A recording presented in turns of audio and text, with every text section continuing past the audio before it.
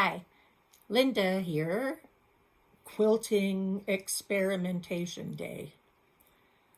A while ago, one of the YouTube viewers asked me, why do I save squares of scraps? I save 2.5 inch, 3 inch, 3.5 inch, 4 inch, 4.5, all the way up to about 6.5 inches.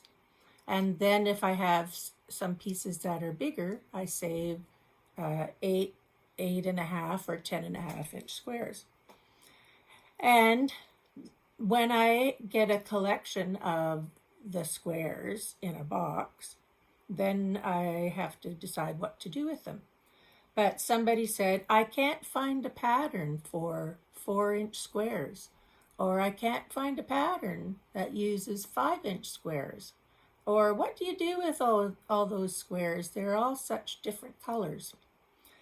So I'm going to do some experiments today, and I will show you, I'm going to test out a couple of different ideas that I have for how to use some of these squares.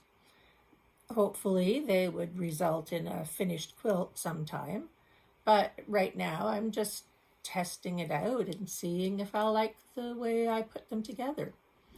In a lot of cases, I don't follow a pattern, so it doesn't bother me if I have a 4-inch square and I'm not looking for a pattern that uses 4-inch squares. I make what I want to make based on the things that I have available to me. And I decide how to incorporate some of the scrap pieces I have in my bins, which have been organized over the winter. This pandemic has been good to me. So I decided to just do some experiments today. So the first thing I did, since somebody asked about 4-inch and 5-inch squares, is I took out my 4 and 5-inch square bin. So I'll show you what I'm doing with them. I hope it helps you to decide what to do with your scraps. Maybe it won't. Maybe you'll think I'm out in left field, but I'm just going to do some testing. Okay, so here on my desk, I have a 4-inch and a 5-inch squares bin.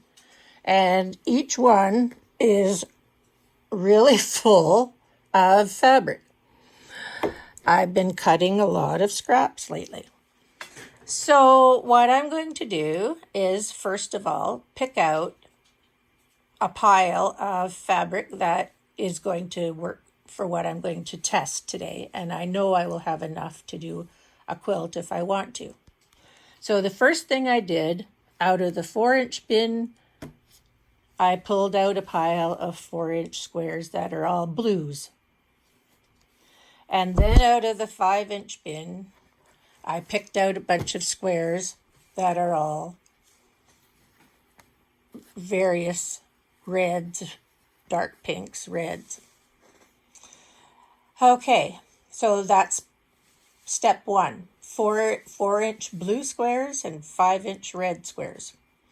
Now, how do you sew 4-inch and 5-inch things together? Well, I could make like 9 patches. If I added 3 5s together, that's 15 inches. But if I do 4 4s, that's 16 inches. They still aren't going to be the same size when I want to sew them together. I could do 9 patches and make row quilts. Have a row of red squares, have a row of blue squares, put a strip in between them, and they would work out that way. I could make a row depending on how big I want to make the quilt. I wouldn't just use blue and red. I would add some other colors because I like lots of color. What I can do is add something to the outside of each of them to make them the same size. So I looked in my strip bin And what would I add in strips to go around blue and red? Well, I added something that's black and white. So here, next step, I added black and white strips. I don't have much more of either of those fabrics. I just had enough to go around the square. But now both of those can be squared off to about 8 inches or 8.5 inches. I didn't measure them, but they would both be about 8.5 inches, I think. I could sew a whole bunch of those together and make a nice quilt. I could add sashing to that in another color and have a nice quilt. So what else can I do with those? Well, I think if I wanted to, I could make where's my finger? Make a diagonal cut in both of those and add this half of the diagonal to this half of this diagonal, and it would make it smaller, but it would work.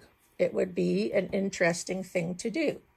So in order to put this one and this one together in a diagonal, all I need to do is just take one, pop it over the other one so that the edges are all together. I would just draw a diagonal line from one side up to the other corner, sew down one side, sew down the other side, and then cut apart on the diagonal line. Now, what's that going to look like? Well, you know that the squares are different sizes, so they're going to look different. So here's another pair that I did the same thing too. I cut the diagonal after sewing them, and there I have two squares that are squared them up to 7.5 inches after I was done. So there I have 7.5 inch squares, which did not take very long. It used up 5 inch squares, 4 inch squares, and strips of different sizes. And as long as I can continue some continuity and all the centers are red and blue and all of the outsides are black and white, that would make a really nice quilt. And as long as you have a variety of strips that you can cut up in different sizes, I mean, they're not the same size and they're not going to be exactly the same, but they will be a continuous look and it will be a really nice quilt when it's done. Now you could just do it like I'm doing, and you could put all of the, let's see if I can do this. Once you get a whole bunch of them made, I would say,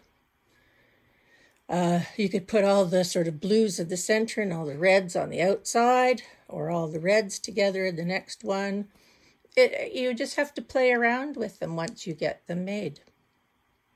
So here's another way that you can use 5 inch strips and 5 inch squares and 4 inch squares. Make a block and do the following. So here are my two squares once again. What I'm going to do is make a cut down the center of each one. And then I will insert something in the middle. There. And I can separate that and insert something down the middle of both of those. So now I have to think, what am I going to put down the middle?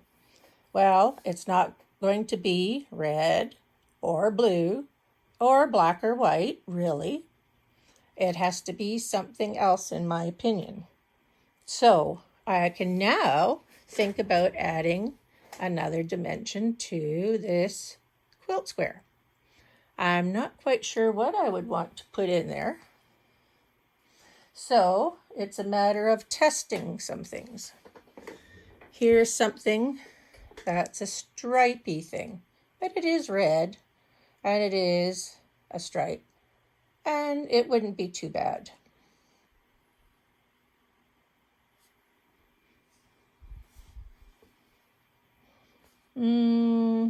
What else have I got? Just hanging around. There's something that's kind of peachy. And I just finished a whole quilt using these, so I have a lot of orangey strips. I could add something like that down the center of each one. And then I could also decide to make a cut across this way, giving me 4 quadrants, and I could add another row in that direction, which would look nice. So inserting things into the square adds another dimension, and you don't have to just add things straight up and down. You can add things on a diagonal. If you cut a diagonal, add it on a diagonal.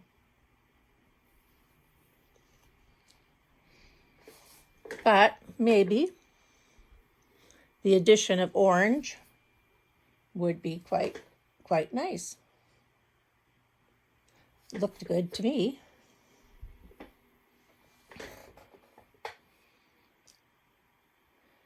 So it's just a matter of testing what you like and how you want to go about making something with what you've got. So maybe other colors would work nicely too. But I'll have to think about what I want to do with these a little bit more. I do like those diagonal cuts, and I think that would be a nice way to go about making a quilt with black and white. And but I also like a more linear pattern, sliced down the middle and maybe sliced in quarters after I put the down one direction. Do it in the other direction as well. And once again, you don't have to make the squares all the same size or the strips all the same size, especially if you're going to use some kind of a sashing between the blocks as well. You could get a whole lot of different colors, but you have some continuity because you started with red and blue and black and white. And so the other color strips that you're adding in between here and here and here and up the center, they'll all be a lovely combination of colors, like flowers in a flower garden. You have all kinds of things that look nice together. So that's one way of being able to use those 4 and 5 inch blocks and black and white scraps. So I hope that sometime the ideas that I have put on this video might be something that you would be interested in pursuing. It would be fun to see how people go ahead with their scraps and decide what to make. Thank you for watching. I might make another one soon using a different method of using 4 inch and 5 inch squares. Happy quilting!